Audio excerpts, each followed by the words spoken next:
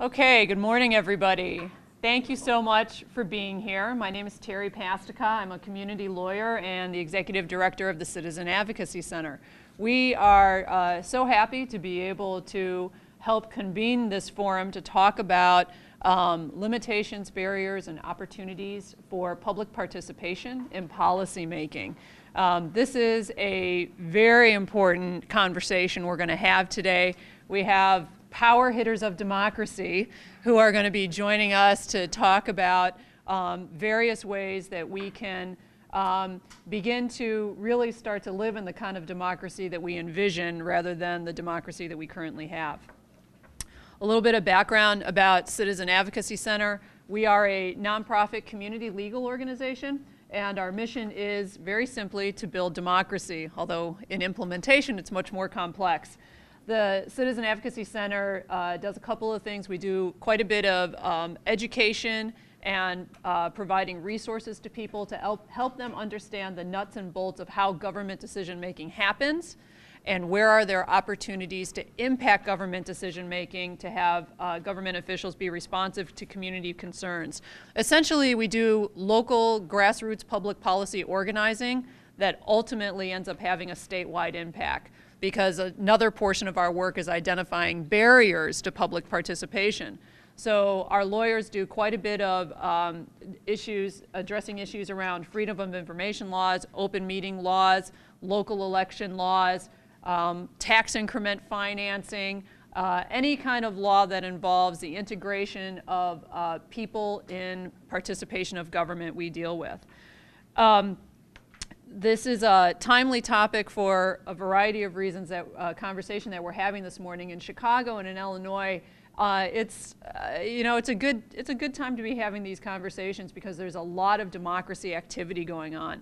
There are, I know Citizen Advocacy Center is involved in about 4 different coalitions talking about different issues related to, we just finished talking about redistricting, and there's a redistricting effort that's going to be launched in a couple of weeks here, looking at how can we change redistricting in Illinois. We've done election coalition work. There's a transparency coalition that has been meeting, and the great thing about these conversations is that they are diverse organizations that work on independent issues, but the thread of the process of government decision making kind of cuts vertical through all those issues, and that's what brings us together, which I think is pretty cool.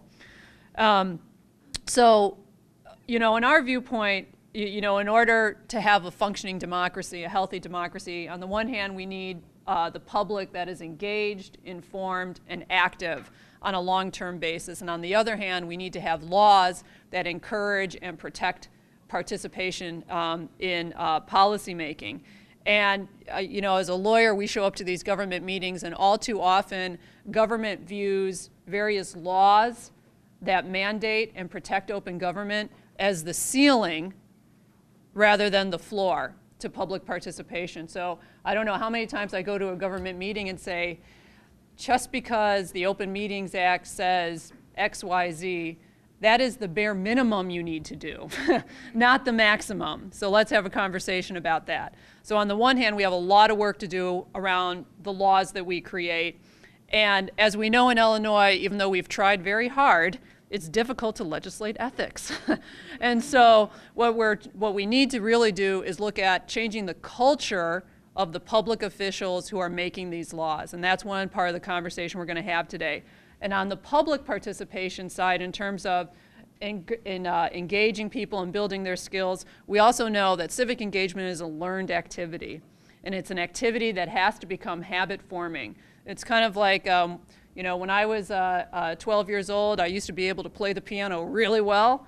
And then I haven't played it in a long time. And now my kid wants to go have piano lessons. And we sat down at the piano and she said, Mama, you used to play. And I sat down at the keyboards and I was like, where's middle C? Let me go through this again. Civic engagement is kind of the same way. We can't expect our youth to be able to have habit forming, well-defined skills at civic engagement if they've only taken, if they're lucky enough, one class in civic ed and then they don't do it again. They have to practice it and it has to become instilled. So through balancing these two things, civic engagement that's long-term, habit-forming, well-informed, against public policymakers who value and encourage public participation, we create a culture of democracy that meets our ideals. And that's what we're here to talk about today. So thank you for being here. Well, you know what? I'll introduce Pete because we're informal here. So Pete's going to start by talking about the perspective of public officials. And Pete Peterson, who's getting ready here, is the executive director of the Davenport Institute for Public Engagement at Pepperdine School of Public Policy, where he teaches the class Leadership Through Public Engagement. Pete has co-created and currently co-facilitates the training seminar, Public Engagement, the Vital Leadership Skill in Difficult Times. This has been attended by over 500 local government officials, and he also consults with local governments on many participatory governance on issues ranging from budgets to public safety. So I'll give it to Pete. Thank you. So what I'm been tasked with today is to talk a little bit about the work that we do at the Davenport Institute and introduce some new survey research, as well as talk a little bit about some interesting training work we've been doing with public sector officials in California. Increasingly, we're starting to get around the country doing this work. So as Janice said, one of the main programs that the Davenport Institute offers is a series of training programs to public sector officials in how to lead what we would call a legitimate public process. And I think it's not too much to say that there is somewhat of what I would call a quiet revolution in the relationship between citizens and their governing institutions, in part driven by technology and in part driven by an ongoing fiscal crisis that continues to hit local governments in particular. You might know that in California, we've had around 5 municipalities declare bankruptcy in the last couple of years, and I would not be surprised to see a couple more declare bankruptcy in this coming year. So what that has done has really changed around the work that we do. When I started in this work about 7 years ago, I would speak with a municipal government official and they would give me a nice little pat on the head and say, well, that's great, good government stuff, and yay to democracy and power to the people. But when California was in the midst, 2006, 2007, of the very edges of the real estate bubble, and revenues were coming in great numbers, there really wasn't a need in many ways to engage your public to talk about how can we spend all this money. They were pretty much supported by the public. But with the fiscal crisis, the bursting of the real estate bubble, and increasingly expensive land use decisions, we get folks, municipal officials from the elected side as well as the administrative side, come to our training sessions really looking for a way to engage their publics differently.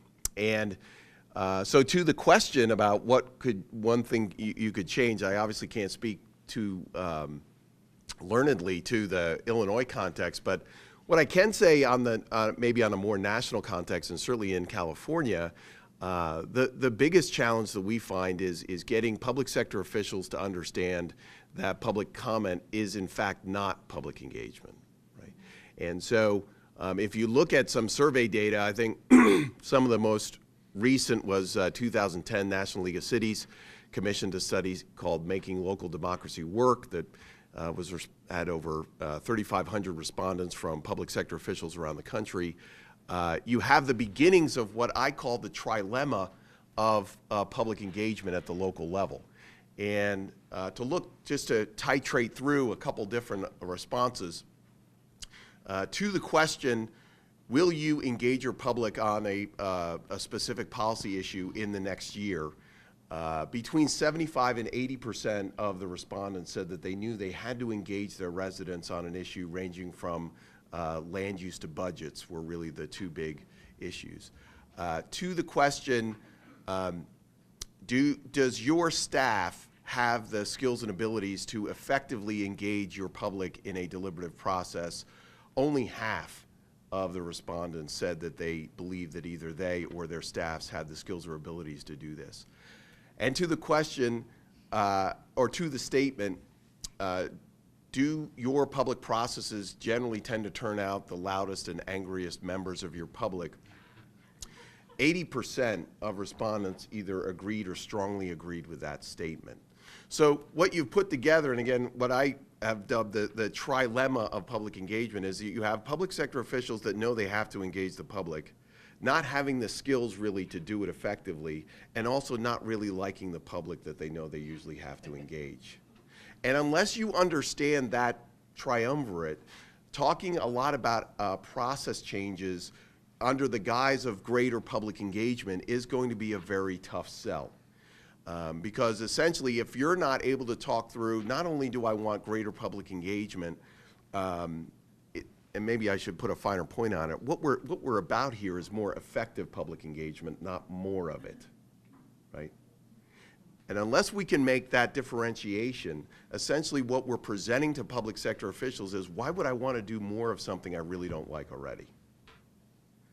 So, and then offering case studies and examples of how this work is being done. And I think what's kind of interesting about this point in time, and Matt can speak much more, I think, clearly to this point than I can, but I think we're really in a very unique time in governance in which public sector officials really are looking for new ways of engaging their residents, understanding that public comment doesn't really fit the bill, but not really knowing what else there is, right? So I'm really much more of a process person than a legal person, although we are trying to do some work in the state of California. It happens to be the 60th anniversary in California of the Brown Act, which not named for the governor, actually named for an assemblyman, Ralph Brown, in California, which was really one of the first major statewide pieces of legislation to help guarantee greater participation in council and commission meetings. But a lot of this is not just about legislation, it's about a mindset and a series of processes that we're teaching in an increasing number of policy and public administration schools, and also is being learned through trainings like we're offering and others to mid-career public sector officials.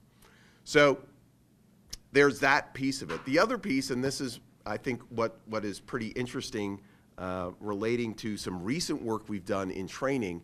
I've done some work with a woman by the name of Mary Jelinas, who's a terrific facilitator that I got introduced to through one of our grant projects. We do an annual public engagement grant program, and over the last 5 years, coming up on 6 years, we've offered around $300,000 to municipal governments and civic organizations to help lead more effective public processes. And Mary is a consultant with the Cascadia Center for Leadership in Northern California, Humboldt County to be specific. And we had given a grant to the water district up there to lead a more deliberative, inclusive public process around a very unique problem in California. Humboldt County, because of the closure of 2 major pulp mills, has too much water and doesn't know what to do with it.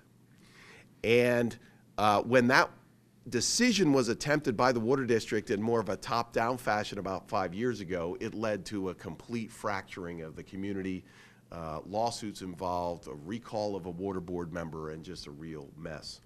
And so this grant was essentially, after 5 years, the municipality, in this case the water district, felt like they had sufficient relationships built with the community, with a new general manager and some other new water board members, to lead a 13-month public process to help make a decision on what to do with this water. And so I got to meet Mary, who really doesn't come from a public sector background. She comes more from an organizational development, private sector background, but is very much of a process person.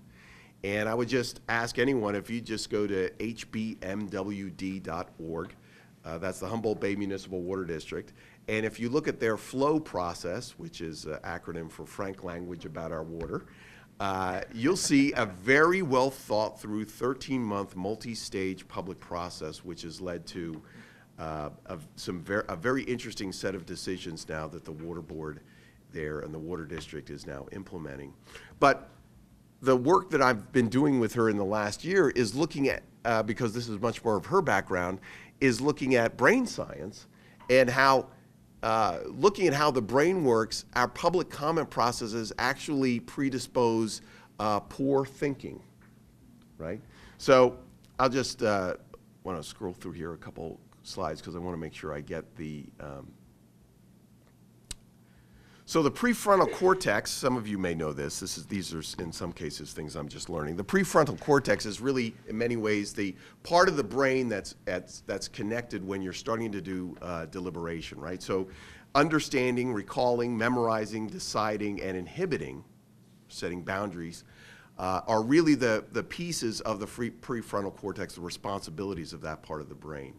And the things that work against the effective functioning of the prefrontal cortex are essentially things that we call out in our public comment, right? Setting somebody out in front of a crowd, generally a very confrontational piece, not allowing any deliberation or interaction with that person, and giving them 3 minutes to do it. And so what you see invariably are people, they've timed their 3-minute presentation, and they show up with their piece of paper, they say, okay, and this, and this, and thank you, goodbye.